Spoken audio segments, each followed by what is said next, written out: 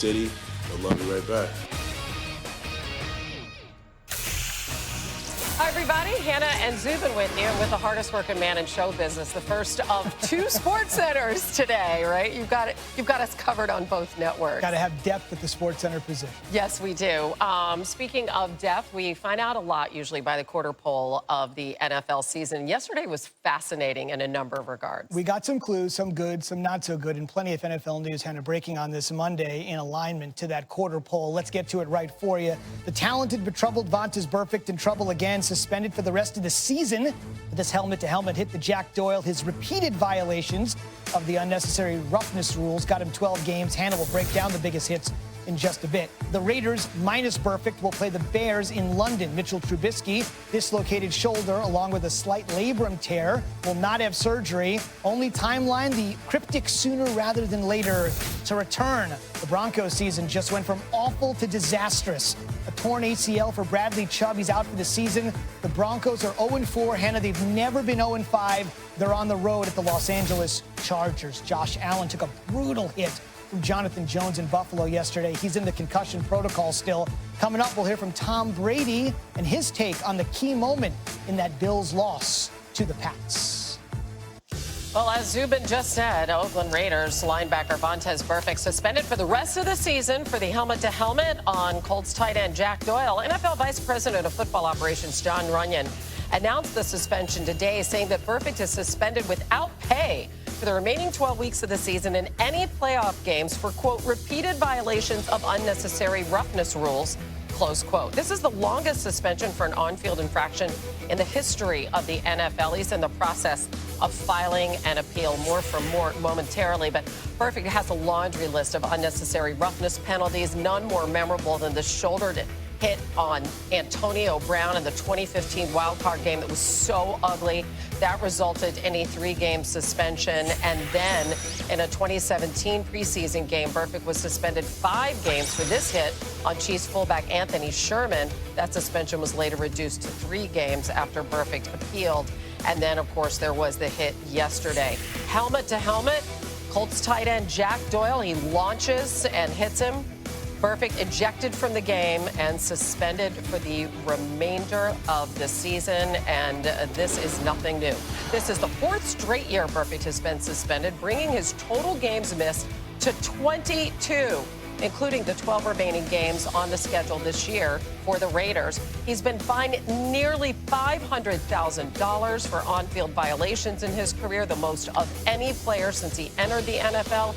That doesn't even include the almost $4 million in game checks he has forfeited due to suspension. So we are talking about someone who has not changed his behavior in that regard, as we're joined by Chris Mortensen. And Chris, I see you texting as we speak. Yeah, so give us the very latest on the league's reaction to this latest infraction. Well, they spoke very loudly, and I think they intended to send this particular message, because going from your longest suspension of 5 games, which actually was reduced, by the way, on appeal, to a season-long, as you mentioned, unprecedented suspension, is sending a message that, listen, we've spoke with you, we fined you all the money. He will have lost more than $5 million in salary and fines and suspension. And so it's a loud message clearly to Burfict, but it's also a message to all the other players. And listen, one of the things they do when they meet with him, and Commissioner Roger Goodell has met with him before, is that it's not just about the other players, it's about you, because you can get injured this way. Absolutely. As well. But you also saw no contrition. I do think it's interesting that you have people who have played the game. Jon Runyan, the NFL Vice President of Operations. Troy Vincent, who's there as well, a former player. And the appeals hearing officers, which we'll have later in the week, are either going to be Derek Brooks, former Hall of Fame linebacker, or James Thrash, a former NFL receiver. And so they will make that decision whether to reduce this or not. Regardless, the NFL sent that message, no more. We're not tolerating anymore. And his reaction after he was ejected, blowing kisses and the like, that could not have gone over well in the league offices. Well, it didn't go well with players. I've gotten messages from current and former players. Really? It didn't go well with them, no. It's also interesting because the Bengals let him go. There was not a lot of interest. And then the Raiders signed him to a 1-year contract. So we have this kind of a double dose of things that have happened with the Raiders between Antonio Brown and between Vontaze Burfict. keeping with the best tradition of the Raiders. And ironic that they signed Burfict despite his reputation, and Antonio Brown despite the problems that he had experienced certainly in Pittsburgh. And they also signed Richie Incognito on their offensive line. So there's the best tradition of the Raiders. They're willing to turn the other way. All right, in this case, they're in London. Yeah. So is he, but he's flying back. 0 for 2 so far. Yep, he got off the plane and got the news. We have a lot more news to get to with you, but first we want to go over to Zubin and the Natalie-dressed RC over there. Well said, Hannah. Thank you very much. A little more perspective on the Vontaze Burfict situation. So it's the cumulative effect that got this. It's the repeat status. Yeah. Now that it's all said and done, what do you make of it? I think it's the cumulative effect, the repeat status, and also how flagrant of a foul this was. If you see what John Runyon said, he used the word flagrant 2 or 3 times in speaking about this particular incident. And so many other players have had to change the way that they approach tackling and the physicality of the game as there's been more of a focus on player safety. And Vontaze Burfict just hasn't done that. And so when you are a league that is trying to send the message that we want the safest game possible for our players, you cannot allow things like this to continue to happen. One quick note, should the Raiders, I know it's a long shot, make the playoffs, he would not be eligible to participate in the postseason. When Ryan returns, we'll talk Cowboys, we'll talk Pats, and if Jameis has finally turned the corner after yesterday. Hang tight for that. Hannah, back to you. All right, Zubin, thanks. An MRI on Chicago Bears quarterback Mitchell Trubisky revealed he has a dislocated left shoulder with a slight labrum tear, but does not need surgery. This is according to Adam Schefter. Now, the source said the QB should be back, quote, sooner rather than later. Trubisky will travel with the team to London for that game that Mort mentioned against the Raiders, but he's not likely to play. Here's his head coach, Matt Nagy. We're working through all this. You know, whether you believe me or not, this is the stuff that we're going through, and these are the meetings we have later on in the day. We talk through it. Okay, where's he at? Does it look like he could? Could he not? You know, all that stuff. So regardless of all the stuff that gets out there, you know, the reports and everything, I mean, that's where we're at. And so we'll make a decision on it, and it's going to be the best for him. And it's going to be the best for our team. Whatever that is, we'll roll. And if he plays, we'll be ready. We'll fire up. We'll play. We're not going to change much. And if he doesn't play, then we're fine. We're gonna roll with Chase, and that's where we're at. Yep, he mentioned Chase Daniel, who threw 30 passes in Sunday's game and completed 22 of them. It's actually a far higher rate than Mitchell Trubisky's 65% clip.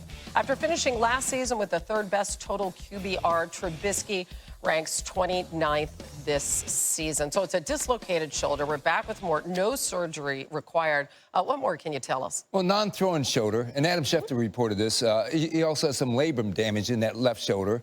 And even though it's a non-throwing shoulder, he still has to play football. That means you got to get hit. So, you know, it's not going to be for a full season, we don't think.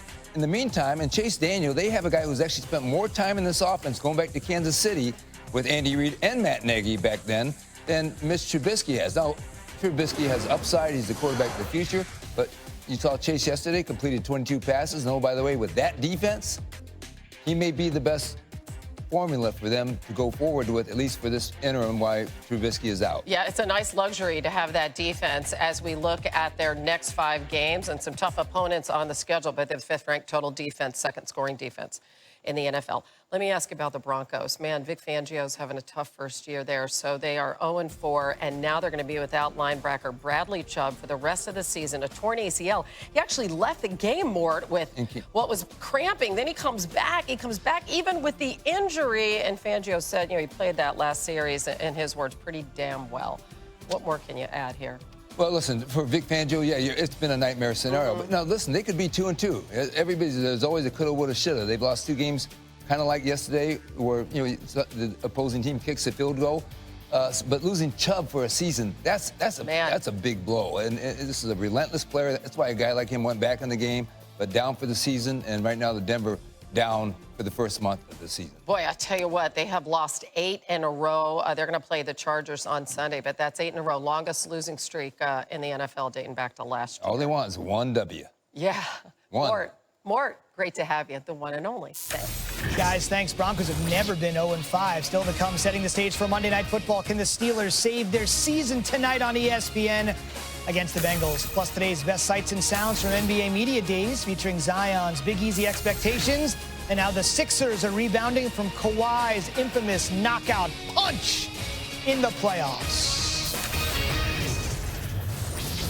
When setting up for a date, it's important.